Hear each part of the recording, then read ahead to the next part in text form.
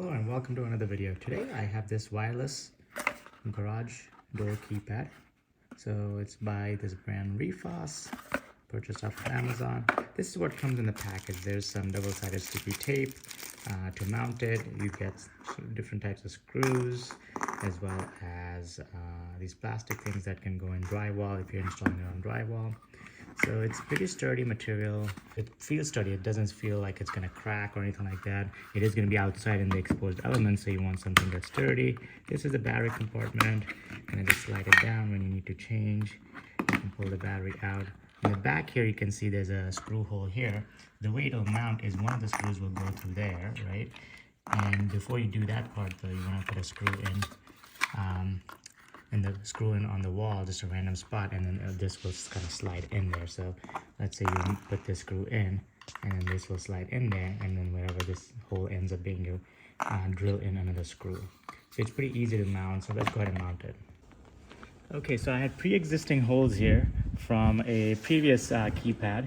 So I actually put some clear silicone in the hole and around it to kind of create a seal. The first screw, I'm just going to use that hole that already exists and screw it in. And if you don't have a drill, it's not a big deal. You can actually just use your use force and your screwdriver, and you'll be able to drill a hole through the screw. It'll take some more elbow grease and time, but you don't necessarily need to buy a drill for this job.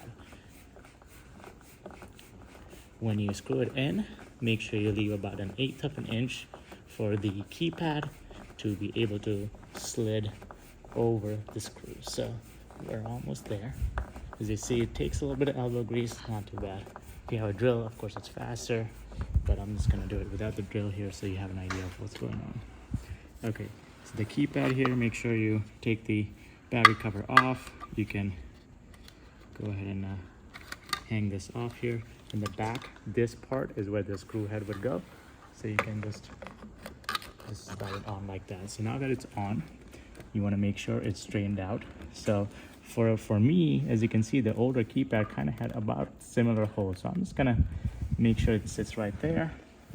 And then we're gonna put the second screw on. So I got lucky, otherwise I would have had to drill a hole or use elbow grease to get it in, but this hole lines up. So now that it lines up and it's straight, I can screw in the second screw. And putting in that silicone really helps out because now it's gonna seal and weatherproof the holes. You don't wanna leave old screw holes open in your wood because they'll expose the wood to exposure and rot. So my holes here were exposed for a couple of days because I took the keypad off, and that was probably not good, but you wanna leave the screws in place until you're ready to install.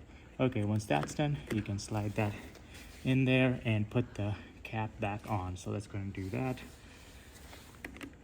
So you just slide this on, and now that it's on, it should be in place. So it's well in place, and the instructions are on here as well as the manual. So let's go ahead and set that up.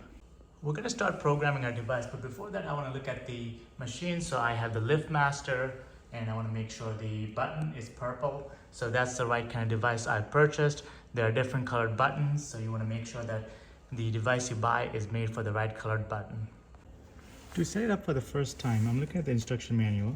The program guide says press the star and the pound button for 5 seconds until you hear that, and then the LED will blink 3 times slowly. Then you press 1 or 2 or 3. So there's 3 channels you can use. So I'm going to press 1 and then pound. So you can set up, I have 2 garage door openers for 2 garages, and you can set up both of them on the one keypad. The existing pin is 0000. You press pound after that, and then you put your new pin in, and then click pound. Now your new code is set. After that, what you're gonna do is press pound and start again for 5 seconds. Once you've done that, you want to press the learn key on your door opener within 1 minute.